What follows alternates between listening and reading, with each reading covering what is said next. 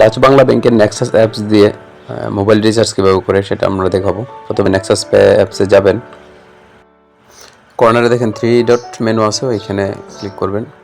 করার পরে দেখেন মোবাইল টপ আপ আছে, মোবাইল টপ আপে ক্লিক করব। তারপরে আমাদের নিজেদের অ্যাকাউন্টে যে কার্ডটা আছে ওই কার্ডটাতে ক্লিক করব। করার পরে এখানে আছে ইন্টার নাম্বার, আমরা যে নাম্বারে ফ্লেক্সি করব ওই নাম্বার ক্লিক করব। হ্যাঁ, সবগুলো নাম্বার ক্লিক করে দেব।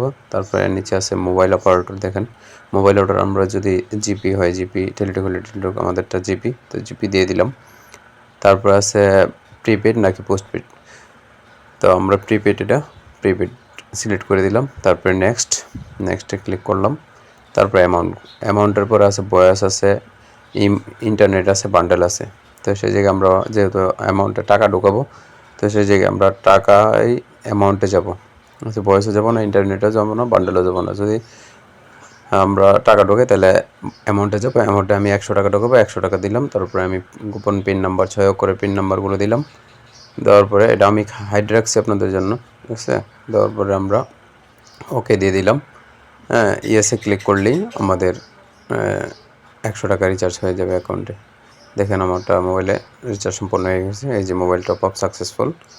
হ্যাঁ, এই যে দেখেন ফ্লেক্সি রুট চলে আসছে।